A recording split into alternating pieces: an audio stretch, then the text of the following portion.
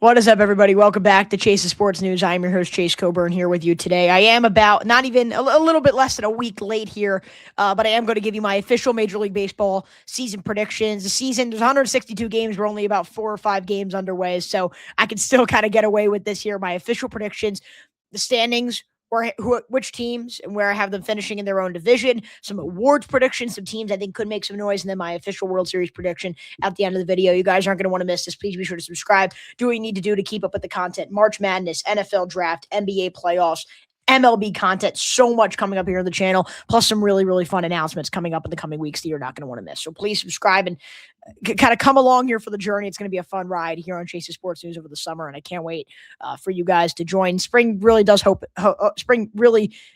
eternal, as they say, and it's a fun time of year with Major League Baseball in tow. So I'm excited to break it down. Again, subscribe to what you need to do to make sure you don't miss any content going forward. Starting off here in the AL East, I'm going to go AL, American League first, then the National League, and then get into some kind of other regions or some other parts of this full predictions video. In the AL East, in first place, second consecutive year, which we haven't seen in a while from the AL East, I do have the Toronto Blue Jays. Now, obviously, they lost Bo Bichette, but I trust Dylan Cease to bounce back in that rotation. They signed him to a mega contract. I trust he'll be able to play well. Plus, Kazuma Akamoto, we'll talk about him a little bit later. I think he could be a stud. Toronto finishing first in the AL East. Second, I have the Boston Red Sox. I think you have really high upside in that lineup with Roman Anthony, despite losing Alex Bregman. So I think if you see that progression from Anthony, that may offset losing a player the caliber of Bregman. I think the rotation is still elite. Now you add Ranger Suarez. You have Garrett Crochet and Ranger Suarez. You stay healthy. That is as dominant a 1-2 punch as they come. And you even added Danny Colome, a great addition in the arm. You're going to really have to depend on Aroldis Chapman for that bullpen, but I think this team certainly has the talent up and down the lineup and in the rotation to make some noise. I really like the Red Sox as a team that could even make World Series noise in 2026. Finishing third in the AL East, I have the Baltimore Orioles. I think the rotation is solid enough. Trevor Rogers and Kyle Bradish. I think Zach Eflin's going to bounce back. You get that group really connected and together. I think that's a fine enough rotation. You add Pete Alonso and Taylor Ward to this lineup. You have a new manager, a new regime in there. I think there's a lot of really promising, there's a lot of reasons for optimism in Baltimore this year, and I'm really, really excited to see what does happen in Charm City. If you want to see my full Orioles coverage over the course of the season, collaborating here with my Orioles account, O's Magic, please be sure to follow, because if you want to see Orioles specific coverage, we got all of that over there on O's Magic, as I am myself a diehard Baltimore Orioles fan. So you guys are not going to want to miss that. Finishing fourth, and I took a lot of hate for this when I did my official MLB Hot Takes video, which I'm going to put on the screen right here. Finishing fourth in the American League East, I have the New York Yankees. For me, in this sport, you're either getting better or you're getting worse. I don't think the Yankees did enough in the offseason compared to what each of their division rivals did. I mentioned Boston adding pieces, Baltimore adding pieces, Toronto adding pieces, even Tampa Bay added pieces. New York is kind of running the same team back, a team that is very, very injury prone in the rotation, a lineup that is very top heavy and dependent on a lot of players who I don't think are going to be able to meet the demands or the expectations that should be set after their seasons last year. And you have yet another new closer in tow. I just think it's going to be the last straw for kind of a group that has always had weaknesses. I think it's finally going to catch up to them. I think the Yankees missed the playoffs, fire Aaron Boone, and really hit that reset button ahead of the 2027 season. And then finishing last here, I have the Tampa Bay Rays. I think they certainly lost pitching depth. You do have some upside with some prove-it bats, like guys like Cedric Mullins, Gavin Lux. They won't be able to compete in the bloodbath of the AL East, but it wouldn't shock me if this team is hovering around 80 wins and at least making some noise toward the possibility of playoff contention. But I'd still expect them to really be a seller at the deadline to finish last, again, in a brutal American League East. In the AL Central, first place, I actually do not have the Detroit Tigers for the third consecutive season. I have Detroit finishing second because in first, I have the Kansas City Royals. For me, they have the power with Salvador Perez and Vinny Pasquantino. Obviously, Bobby Witt Jr. is one of the best players in baseball. The rotation, I think, has the talent and is certainly going to bounce back. Cole Reagans, Seth Lugo, a ton of guys in that lineup. And I mentioned Bobby Witt, one of the best players in Major League Baseball. I was shocked this Kansas City team missed the playoffs last year. I think they're going to take the surge this year that we were expecting last year. I think Kansas City wins the division and begins to really make some noise as a legitimate American League contender. Finishing second in the division, I have the Detroit Tigers. Tarek Skubal, Framber Valdez, who you add in free agency, Jack Flaherty. I think that's a really, really good rotation of a 1-2-3. I think the lineup is a bit consistent, and they really did not have a good second half of the 2025 season, which before we have seen kind of bleed into when we've seen teams in the past not make many changes to their lineup and have a bad end of the 2025 season. It often correlates or often leads to a poor start to the 2026 season in the lineup. So to be determined there.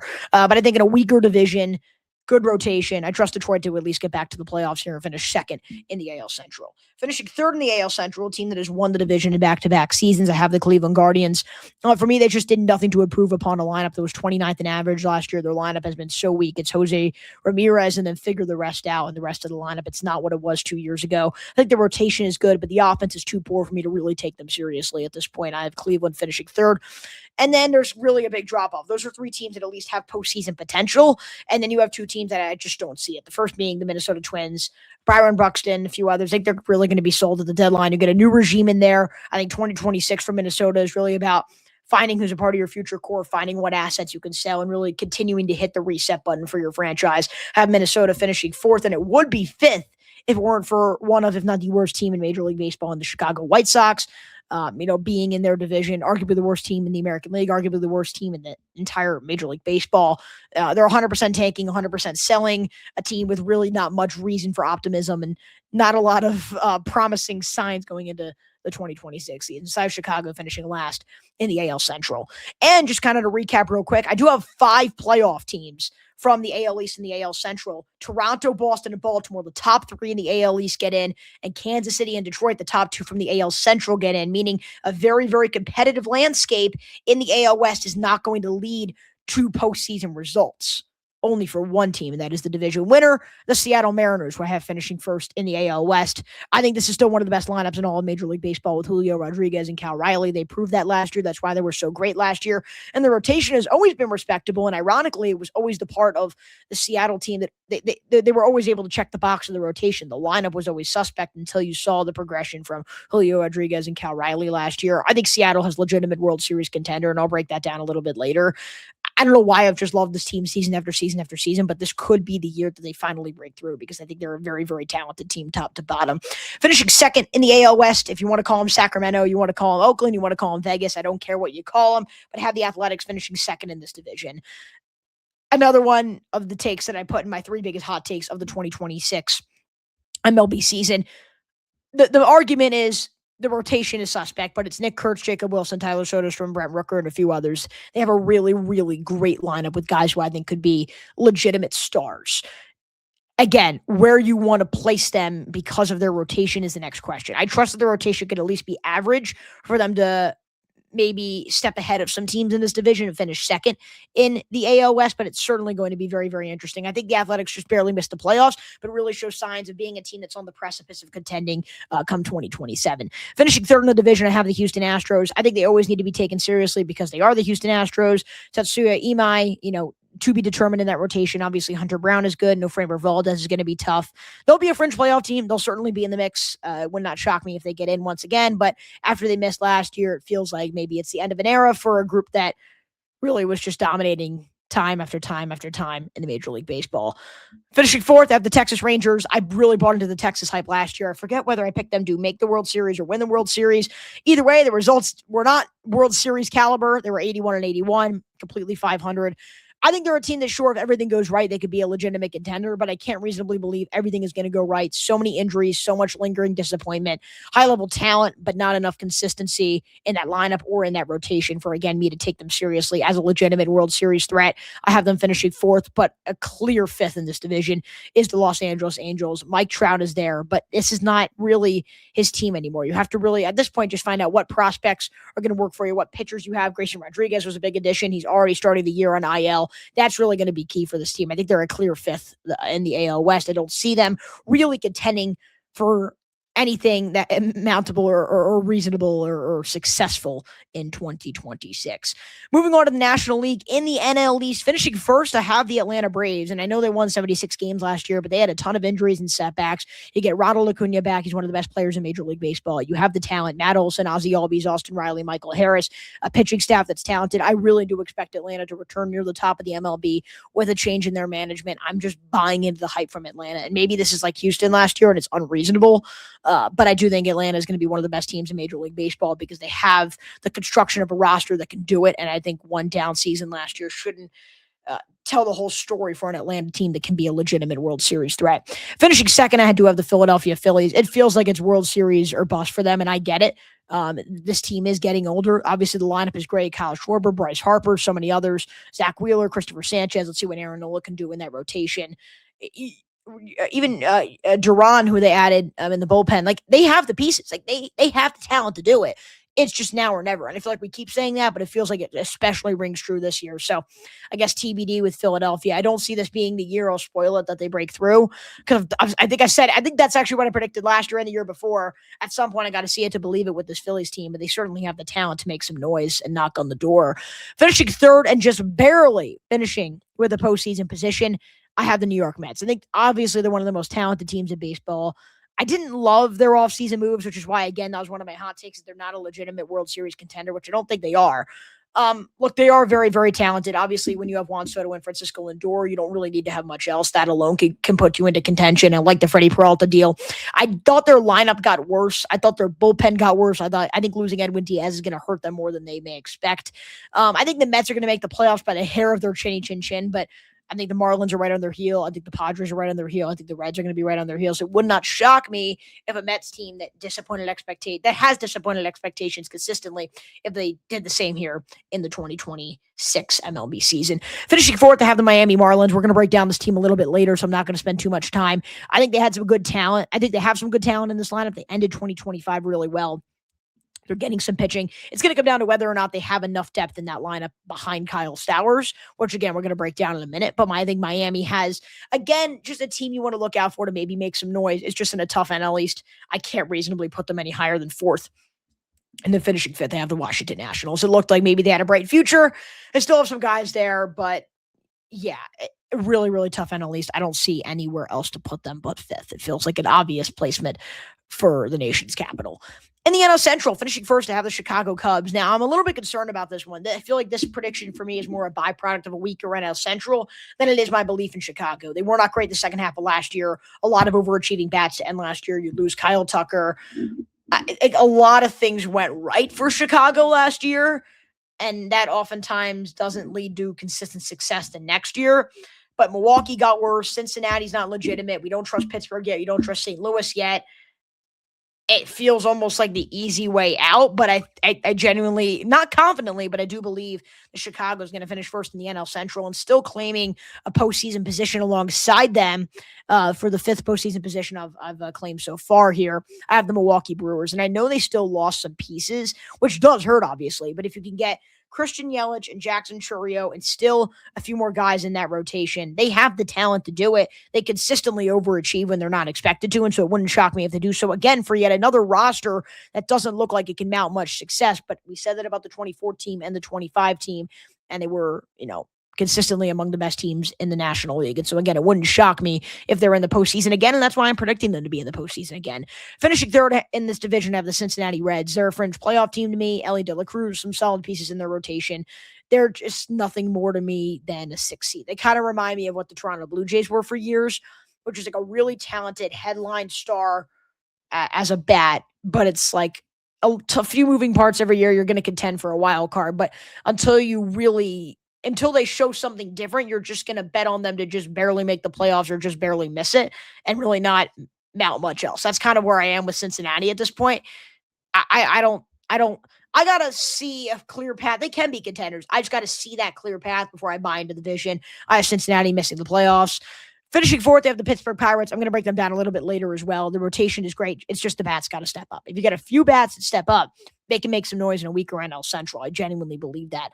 But again, whether or not they can trust that lineup is the next question. And then finishing fifth, the St. Louis Cardinals, another team directionless, selling, figure out what pieces you want at the deadline or what you want to keep and what pieces you want to move on from and really just start to figure out the future of your franchise. And then in the NL West, only one postseason team. And of course, it's the Los Angeles Dodgers. There's not really much more I need to say.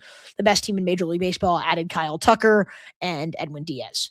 They are a machine. There's no other way to describe the Los Angeles Dodgers. They are without a doubt the best team in Major League Baseball. They'll finish with the best record. They'll finish in the playoffs, and they'll finish as, once again, one of, if not, you guys will see later, the best team in Major League Baseball. Finishing second in this division, I do have the San Diego Padres. I think the rotation is more of a question mark. No more Dylan Cease, and I know he disappointed last year, and this Padres team has consistently been among the best in the majors in the 2020s. I just don't know if they'll be able to crack the code of the postseason with a lot of great young, talented teams in the National League. I think they just miss out, but they do still finish second in the NL West. Finishing third, I have the Arizona Diamondbacks, another team you just want to buy into the hype because it wasn't that long ago. They just barely stuck into the playoffs after a good first half, made the World Series, and since then, they really haven't been able to find much else. I still like that lineup. Corbin Carroll, Nolan Arenado, Ketel Marte. You get Corbin Burns healthy. You see what Zach Gallen can do. Yeah, the Diamondbacks are very serviceable to me with a lot of potential to be better and a lot of potential to be worse. So I think third is a pretty solid finish for the NL West, or a solid, reasonable expectation in 2026. And fourth, they have the San Francisco Giants. I still don't understand what transpired, making, in my opinion, one of the biggest fleeces in Major League Baseball in quite some time, bringing in Rafael Devers for pretty much zero value. And then for some reason getting worse. Like, they were one of the worst teams in Major League Baseball with Rafael Devers next year, and I don't see why anything would change. Giants finished fourth, and then the Rockies are probably the worst team in the MLB. I don't need to say much else for a franchise that has had nothing going for them for so long at this point. Rockies finished last in the NL West. I do also want to talk about the three teams that I think could make some noise that not a lot of people are talking about. Three teams that I'm calling, quote, a sleeper in 2026. Again, I talked about them in my hot takes video, so I won't spend too much time here. Oakland Athletics, I think, are a team that can make some noise. One of the more talented lineups in baseball. If the pitching is just average, I think they'll be a contender for a wild card position. Not World Series yet. That's more for next year, but at least contend for a postseason position if that rotation is at least serviceable. Then it's the Pittsburgh Pirates, another team that I think could be a sleeper here in 2026. Pirates got a good rotation. Obviously, it's Paul Skeens. The consistency of Mitch Keller, Bubba Chandler, first full season as a starter. What can he provide? I'm not worried about the rotation. I generally believe they'll figure it out in the rotation, and they have probably the best pitcher in Major League Baseball in that rotation. That's not the issue. The questions become whether or not you trust the bats. They added Brandon Lowe. They added Ryan O'Hearn. They added Marcell Ozuna, guys who have been all-stars in one or multiple of the past few seasons. Again, the question becomes whether or not you trust them, plus a few younger guys that are going to come up from the minors, whether you trust them to produce a product that is good enough to complement the pitching staff. That was the biggest problem last year. They were 7th in team ERA and 30th, dead last in Major League Baseball in runs.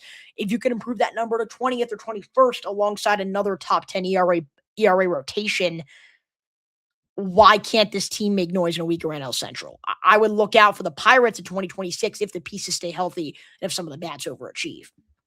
And then also, I think the Miami Marlins could be a postseason threat in 2026. I think it very much depends on the development from their lineup. As a Baltimore Orioles fan, I can tell you I know how great Kyle Stowers is. I've known how great Kyle Stowers is for a long time, since August of 2022 when he was still a prospect. He's outstanding, and he's done great things in Miami. The question becomes, what is Connor Norby going to do? What is Xavier Edwards going to do? What is Otto Lopez going to do? Are they going to be able to take the next step? Sandy Alcantara, Eugene Suarez, it's possible the rotation could be good enough, but I think if they don't get the production from the Norbys, the Edwards, or the Lopezes, I question whether or not this team will be able to compete for that postseason position. But if you do get that type of progression, crazier things have happened, especially for a team that ended 2025 as one of the hottest teams in Major League Baseball. And we can see if that really carries in here to the 2026 campaign. For my official awards, I'm going to give you my MVP, my Cy Young, and my Manager of the Year, and my Rookie of the Year as well.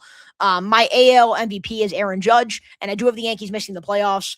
But this isn't like the NFL or the NBA, where team success is highly correlated with the Major League Baseball MVP award. Ohtani won it in 2021. Trout won it in 2019. Stanton in 17. Trout in 16. All those guys missed the postseason. So it's not uncharacteristic or it's not uncommon for somebody like an Aaron Judge, who is a talented individual, to not win the MVP award because his team didn't have much success. My Yankees prediction is not an indictment on Aaron Judge. I think he's the best offensive player in the world. And I still think he'll win AL MVP for, a fourth time in his career, third straight season. I'm having trouble keeping track here with Aaron Judge. All rise for the AL MVP, who does not make the playoffs, I believe, though, in 2026. The NL MVP, I have Shohei Ohtani. Again, I'm going to be so boring. It's the third consecutive season of those two just winning it. But he's pitching again. He's a lethal hitter in a stacked lineup where you can't just really game plan to play around him. He's the best player in the world across the board. I don't see, again, if he's healthy, why he wouldn't win the NL MVP award.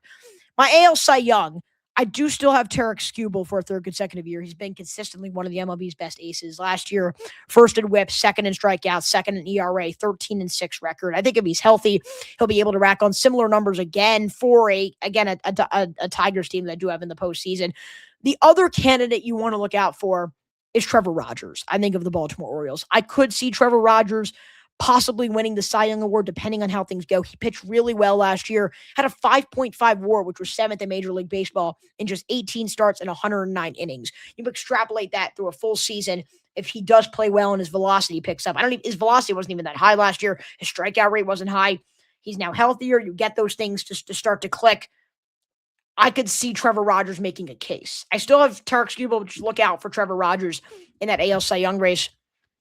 And in my NL Cy Young race, I still have Paul Skeens. I know it's boring. And again, these are my preseason predictions, but I do know he pitched he had a very poor performance to open the season against the Mets. But I think he's still 1A, 1B with Tarek Skubal for the best pitcher in the world. First in ERA last year, fourth in WHIP, wicked fastball. The record is going to be his only hindrance, but it wasn't a hindrance last year. It really just depends on Pittsburgh's lineup. But again, that should not be a problem for Paul Skeens, who again won Cy Young last year without that elite record, because again, that was more a byproduct of the lineup than it was his individual performance. My AL Rookie of the Year, Toronto, they have Vlad Guerrero, but they lost Bo Bichette. Who is going to step up in his place? I have Kazuma Okamoto, played really, really well. Across the globe, not in Major League Baseball, but across the globe. And you oftentimes see these players who have played great in international leagues come over to Major League Baseball and have success right away. It wouldn't shock me if Okamoto did the same. They gave him a pretty hefty penny. They paid him a lot of money, and I expect him to produce for the Toronto Blue Jays team as they make their quest toward a World Series. And my National League Rookie of the Year, I do have Bubba Chandler. Pittsburgh has quite a few contenders, actually, for this award. I think he's a good young arm and a good rotation, or he has a chance to be a starting pitcher. He is being given the opportunity to prove his worth. We'll see if he's able to have a great season across the board as the number 3 or number 4 starter in this rotation. But either way, he'll make a case as the NL Rookie of the Year. And I thought to throw one out there because, again, a lot of the NL Rookie of the Year candidates are also beginning in the minor leagues, which is a big risk because you don't know when they're going to come up and when they'll be able to be given their opportunity. Chandler does have the opportunity. We'll see if he makes the most of it. And then my Manager of the Year, my American League Manager of the Year, I do have Craig Albertaz of the Baltimore Orioles. I have them finishing in a postseason position in a tough AL East after finishing last in the division last year. I think Albertaz is going to shift the culture in Baltimore into World Series contention after tanking contention last year. And that alone, that shift in his first season as a manager will be enough to earn himself the AL Manager of the Year award. And then my NL Manager of the Year is Walt Weiss. First year as Atlanta's manager, they go from out of the playoffs to first in the NL East. I understand they had injuries last year, but that is a good enough, turn in the path and the trajectory of the franchise for him to, for him in his first season with the Braves as manager, go and win Manager of the Year. So 2 guys with new teams this year. I have winning Manager of the Year in the American League and National League, respectively. But I do got to say, you got to look out for Pat Murphy of Milwaukee. He's already won back-to-back. Nobody's ever, I don't think, won 3 Manager of the Year awards in a row because it's just a hard thing to do, right? A lot of it is very much based on expectations. But again, as I mentioned, the expectation is still low in Milwaukee, even after their success last year, because they tried to sell pieces really high in the offseason and at the deadline last year. So Pat Murphy's going to have a case for sure. He's one of the best managers in the game. I want to have a fun one, though, and pick Walt Weiss of the Atlanta Braves. Here's what you guys have been waiting for. My official World Series prediction. The team that I'm going to have going all the way and winning the World Series in 2026. Out of the American League, I have the Seattle Mariners. I mentioned it. I've loved this team. Good lineup, high-end talent or good rotation, high-end talent in the lineup. That's exactly what you want. It's a dominant combo, and they were a game or 2 away from the World Series last year. I think they're finally going to crack the code and make it this year and win the AL pennant. And in the National League, let's not overthink this, have the Los Angeles Dodgers setting up in LA for Seattle, right on the West Coast, meeting in the World Series. And guys, I hate to be boring. The Dodgers are going to win the whole dang thing again for a 3rd consecutive season. I guess every other team, you have one injury and you feel like, oh, they're screwed. So say Shohei Ohtani gets hurt. They have Yoshinobu Yamamoto as a pitcher. They have Freddie Freeman, Mookie Betts, Kyle Tucker. They have Edwin Diaz to close games. Like, this is just a well-oiled machine. They're not dependent on one guy. This is the most well-rounded team in Major League Baseball, and they somehow consistently are able to add more talent after more talent after more talent. And I honestly think it's only going to be fitting that next season, where there is some controversy and there's some skepticism about whether baseball will even take place in 2027, I think the Dodgers are going to win the World Series in 2026 and maybe cause quite a stir and quite a fuss around Major League Baseball about parity and about whether a salary cap is necessary as they head into possibly a lockout season in 2027. So I think chaos is going to ensue yet again, but it is going to take place because I think the Dodgers are that darn good. LA wins the World Series for a third consecutive season and ruins the hearts of fans like myself who just want to see something different. But look, I got to give you my brutally honest opinions, and I don't think there's anybody touching the LA Dodgers in 2026. Thank you guys so much for tuning in to this edition of Chase's Sports News with my MLB season predictions. A lot of content coming up soon here on Chase's Sports News. You're not going to want to miss any of it, so please be sure to subscribe and do what you need to do to keep up with the content. Signing off, I'm your host, Chase Coburn, saying so long from Chase's Sports News.